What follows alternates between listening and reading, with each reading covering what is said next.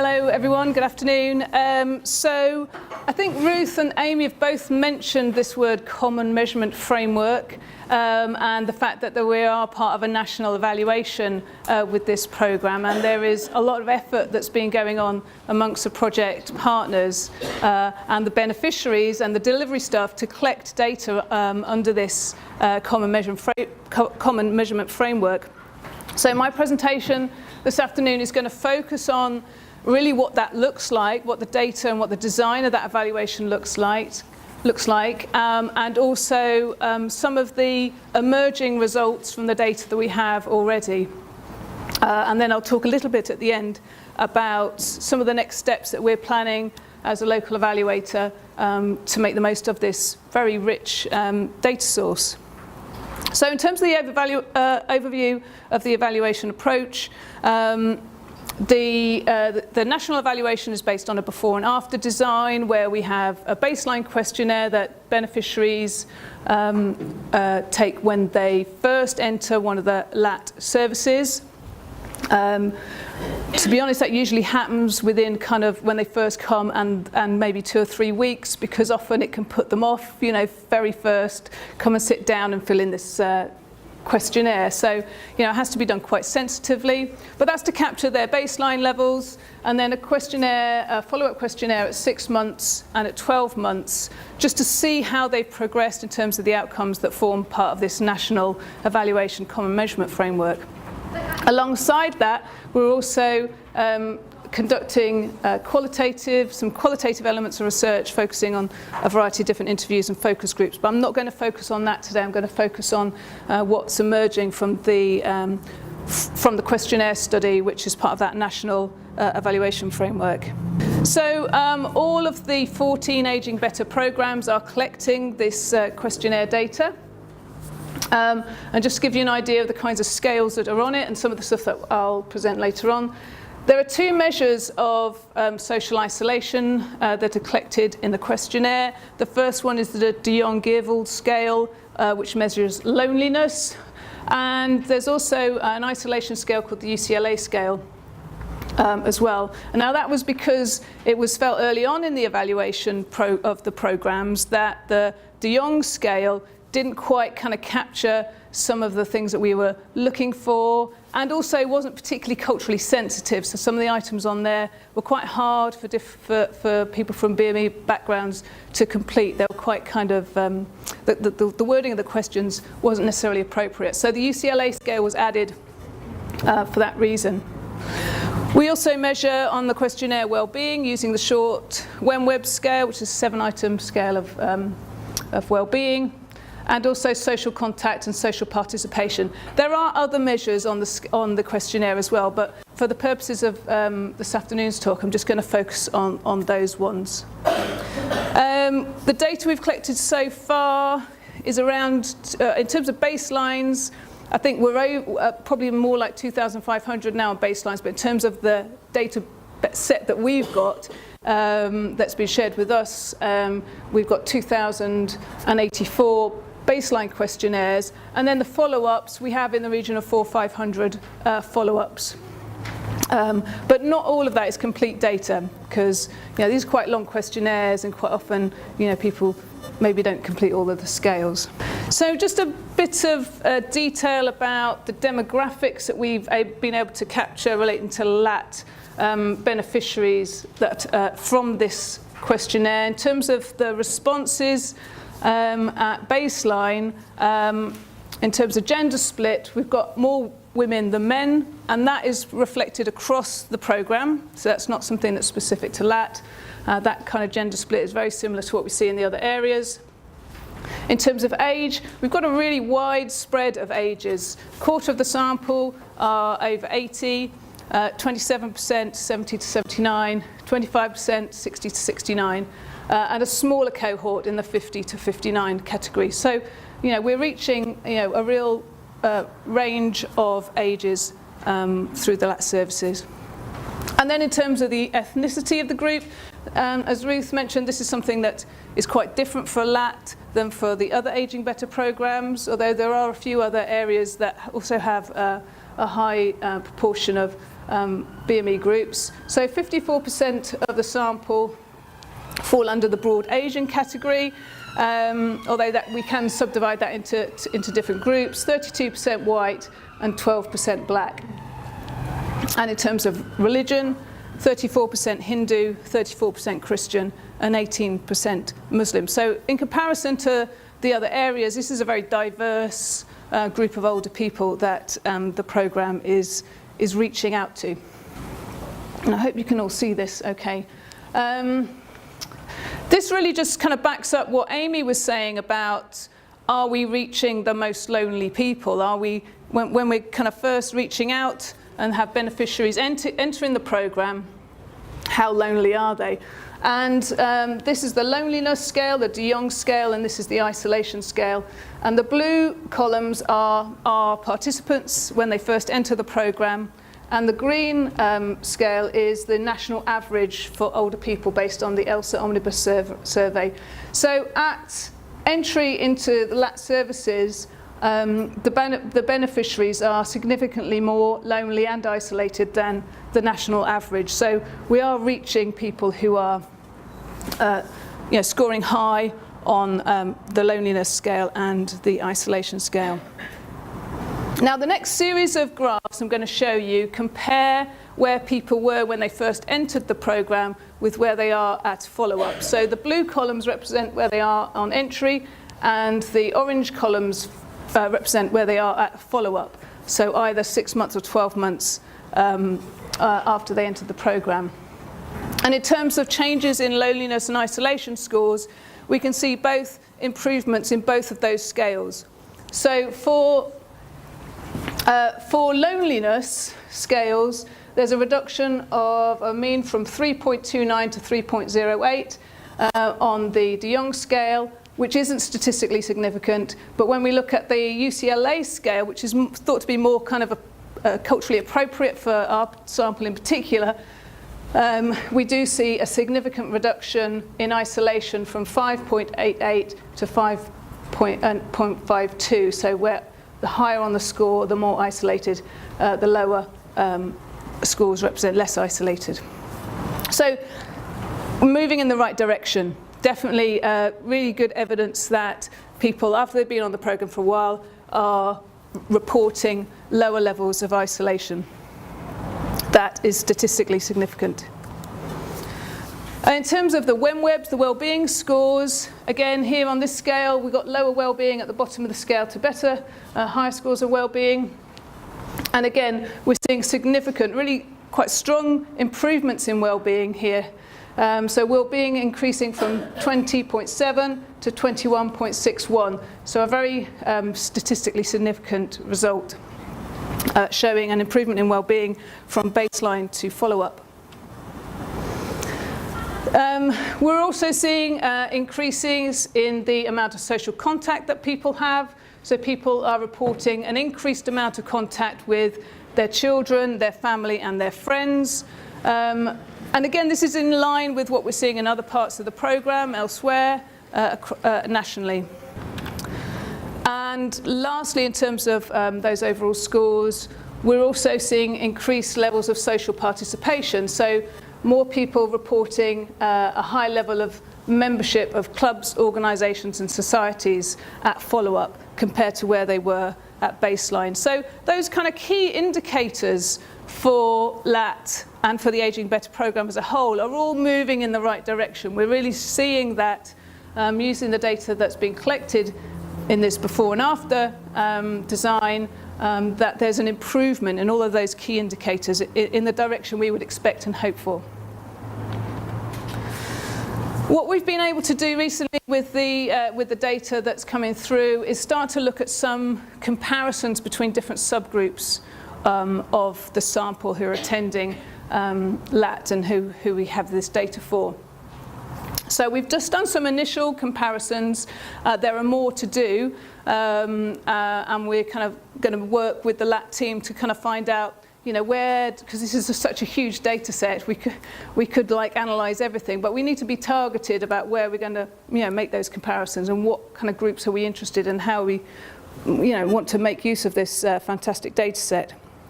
So far we've looked at gender, and what we found is that women were significantly more isolated than men at both baseline and follow-up. So here are the scores for men at entry into the programme and at follow-up. And we can see a reduction.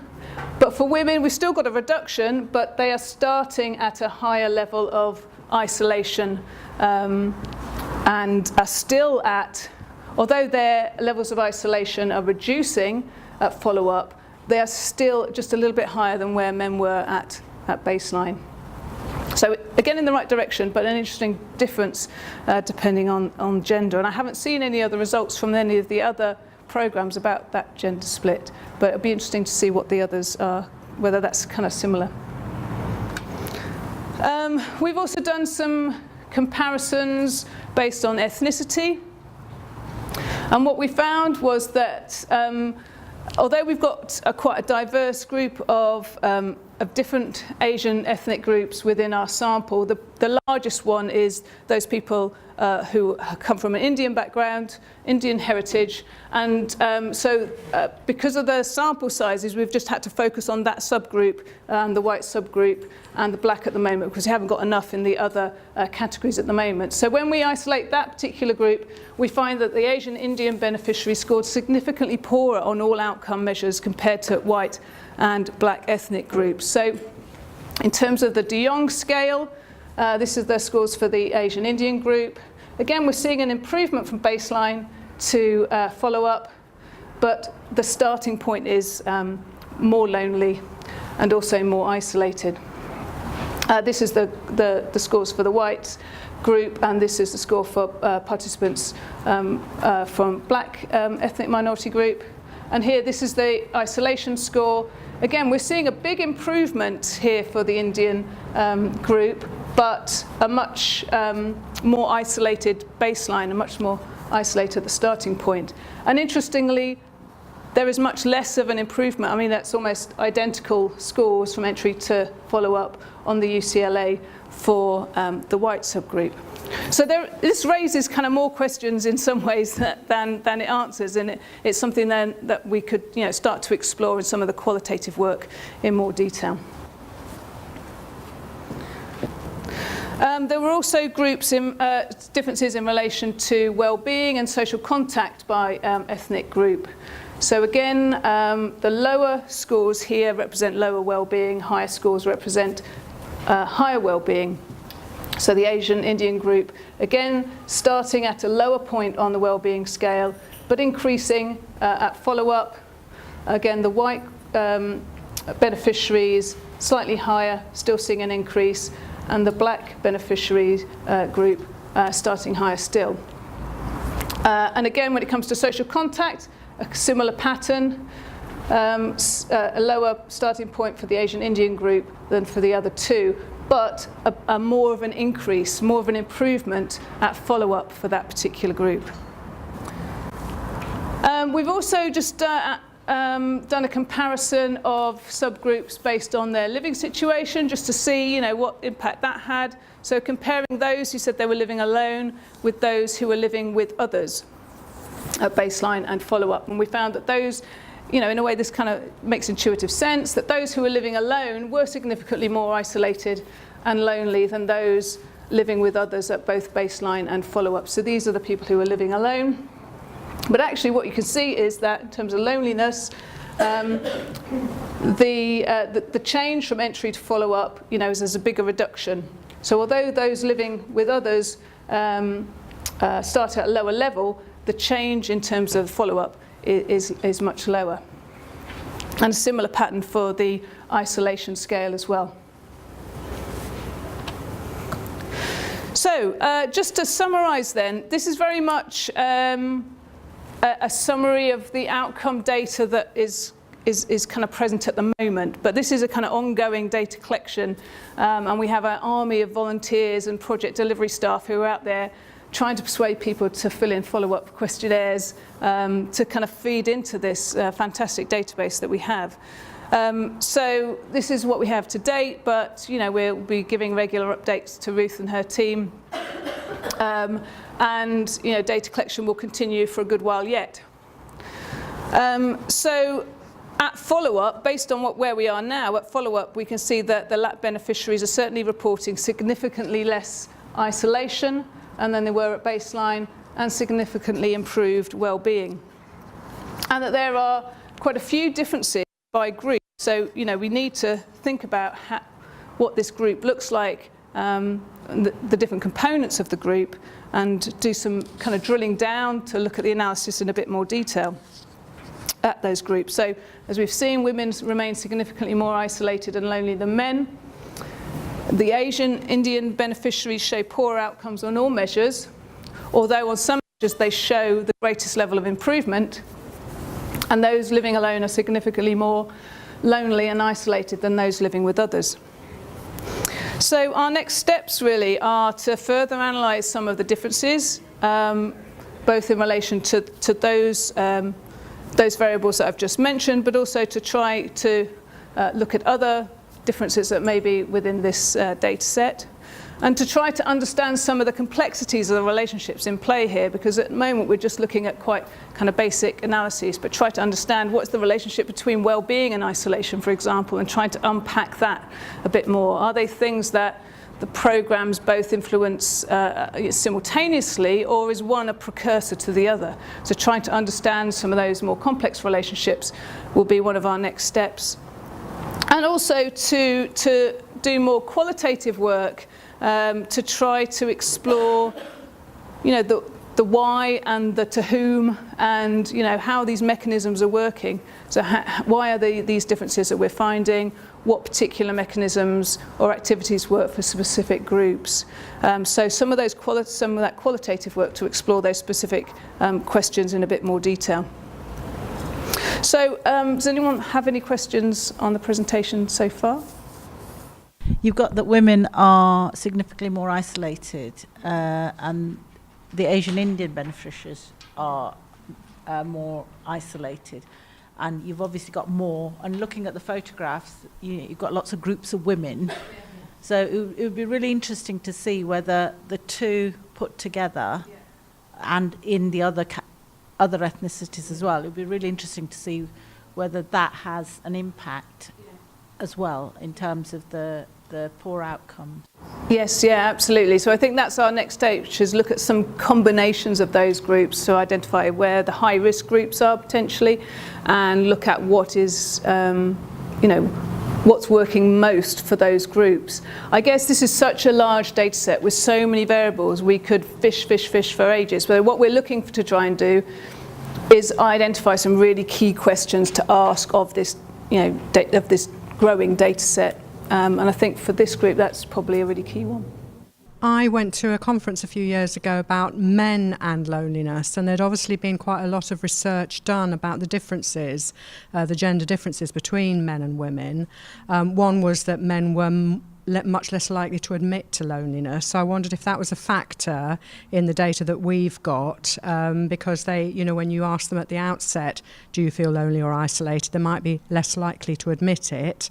And then secondly, the research looked at what kind of interventions work for men, and found that actually there is a kind of a feminine bias in a lot of the things that are delivered to tackle loneliness, and that men are not attracted to the idea of a cup of tea and a chat, hence the things like the Men in Sheds programme, which is very much focused on, and that there needs to be a very different approach to loneliness and isolation, and indeed to health, because we know men are less likely to come forward with health issues to the doctor. So there needs to be sort of a different approach in some cases, as there needs to be a different approach with different cultural groups.